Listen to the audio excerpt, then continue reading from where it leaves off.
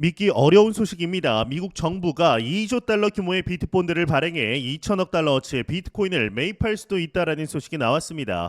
이게 사실이라면 암호화폐 시장이 완전히 뒤집힐 수 있습니다. 이는 단순한 소문이 아닌 뉴마켓 캐피털의 CEO 앤드류 혼즈가 공식적인 비트코인 정책연구소 행사에서 제안한 내용인데요. 오늘은 이 충격적인 소식과 함께 여러분의 투자에 직접적인 영향을 미칠 수 있는 암호화폐 시장의 핵심 변화 5가지를 알려드리겠습니다. 특히 세 번째 내용은 정말 놀라우실 겁니다.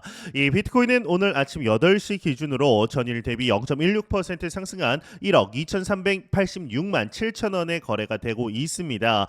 최근 암호화폐 시장엔 하락세를 보이다가 횡보세로 전환이 되었는데요. 이는 여러분들도 이미 잘 아시겠지만 이 도널드 트럼프 대통령의 관세 정책 발표와 같은 거시경제적 요인의 영향을 받고 있습니다. 이 트레이더들 사이에서는 트럼프 대통령의 관세 정책이 시장의 하락을 유도하고 있다라는 견해가 다수 제기되고 있으며 이로 인해 상당한 변동성이 나타날 수 있다라는 전망이 나오고 있습니다.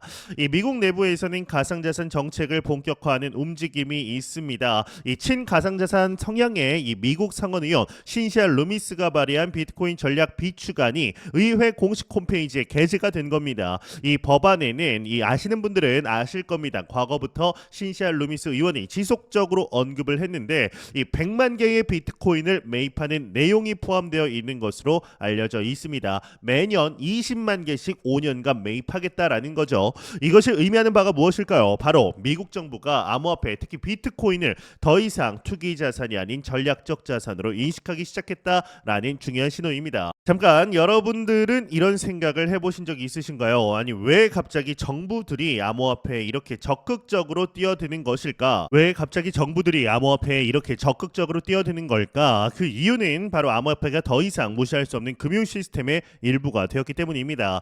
이 스테이블 코인 공급이 꾸준히 증가하면서 미국 광의 이 통화 이 M2 공급량의 1%에 도달했다라는 사실이 이를 증명합니다. 현재 스테이블 코인 공급은 2,269억 달러 하나로 약 330조 원에 이르렀고 연말까지 4천억 달러에 이를 것으로 예상됩니다. 이는 암호화폐가 더 이상 변두리 자산, 이 주변 자산이 아니다라는 명백한 증거다라고 볼 수가 있습니다. 이 SEC와 리플 간의 소송에도 중요한 진전이 있었습니다. 폭스 비즈니스 기자 엘리노어 테렛은 믿을만한 두 소식통이 SEC와 리플 간의 소송이 곧 끝날 가능성이 있다라고 전해왔다라며 현재 SEC조차도 과연 리플이 실제로 법을 위반했는지에 대해서 확신하지 못하는 듯한 태도를 보이고 있다라고 전했습니다. 이 소송은 2020년 12월에 시작되어 현재 4년 이상 지속이 되어 왔고 이제 마무리 단계에 접어들고 있는 것으로 보이는데요. 이 새로운 미국 SEC 리더십은 기존과는 명확히 다른 규제 기조를 보여주고 있습니다. 이제 SEC가 최근 소송을 취하하거나 조사를 중단한 기업 명단에는 코인베이스, 바이낸스, 유니스왑 랩스, 로빈후드, 트론재단, 비트토렌토 재단 등 그리고 이더리움 개발사 컨센시스가 포함되어 있습니다.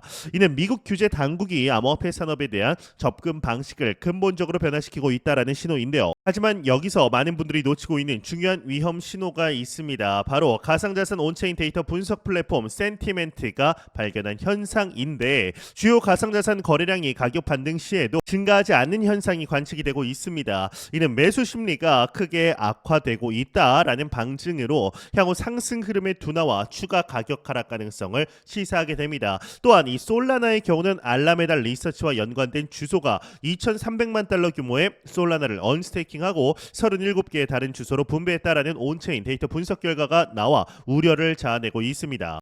이 바이낸스에 대한 대규모 투자 소식도 주목할 만합니다. 이 블룸버그에 따르면 이 아부다비 소재 기술 투자 업체 MGX가 바이낸스에 20억 달러 하나 약 2조 9천억 원을 투자한다라고 밝혔습니다. 이는 단일 가상자산 기업 투자 중에 최대 규모로 바이낸스 측은 이번 투자가 모두 스테이블 코인으로 이루어졌다라고 알렸습니다. 이 MGX는 이번 투자를 통해 바이낸스 지분 일부를 인수하게 되었는데 이는 기관 투자자들이 암호화폐 시장에 본격적으로 진입하고 있다라는 증거인 것이죠.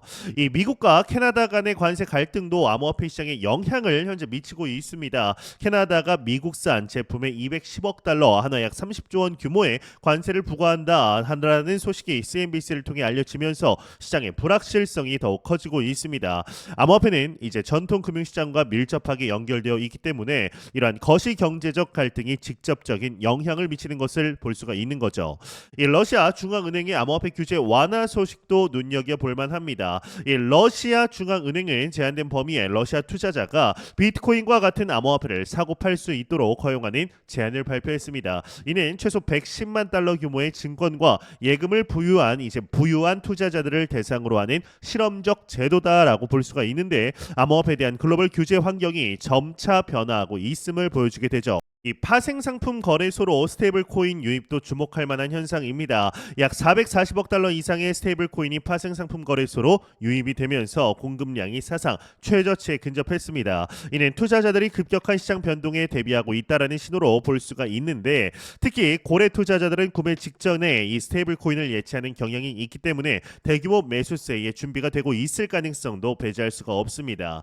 이 테더 USDT는 여전히 선두 스테이블 코인 발행자의 위치를 유지하고 있는 것으로 보입니다. 미국 내 거래 제한에도 불구하고 지난달 USDT 공급은 23억 9천만 달러 증가하며 시장 하락에도 확장을 이어갔습니다. 이 USDT는 총 1,431억 4천만 이제 토큰 공급과 하루 610억 달러 이상의 거래량을 이제 기록을 하게 되었는데, 반면 USDC는 하루 거래량이 130억 달러로 더 낮지만 금융 규제 당국의 폭넓은 수혜를 통해 입지를 강화하고 있습니다. 이 모든 변화를 종합해보면 암호화폐 시장은 지금 역사적인 전환점에 서 있다라고 감히 말씀드릴 수가 있을 것 같습니다. 이런 변화 속에서 현명한 투자자라면 반드시 알아야 할 5가지 핵심 포인트를 정리해 드립니다. 일단 첫 번째를 보도록 하겠습니다. 첫 번째를 보게 되면 이 미국 정부의 비트코인 매입 논의가 본격화되고 있다라는 겁니다. 이는 비트코인의 기관 채택이 새로운 단계에 접어들고 있음을 의미합니다.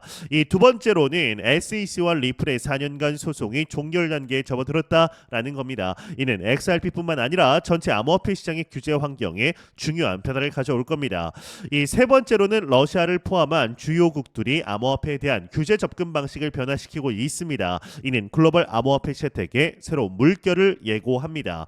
이 네 번째로는 스테이블 코인 공급이 미국 M2 통화 공급량의 1%에 도달했다라는 건데요. 이는 암호화폐가 더 이상 무시할 수 없는 금융 시스템의 일부가 되었음을 의미합니다.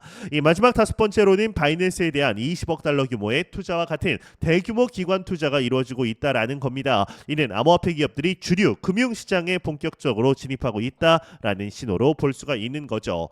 네, 여러분들은 이런 변화가 여러분의 투자에 어떤 영향을 미칠 것이라고 생각하시나요? 정부가 비트코인을 대량 매입한다면 여러분이 보유한 코인의 가치는 어떻게 될까요?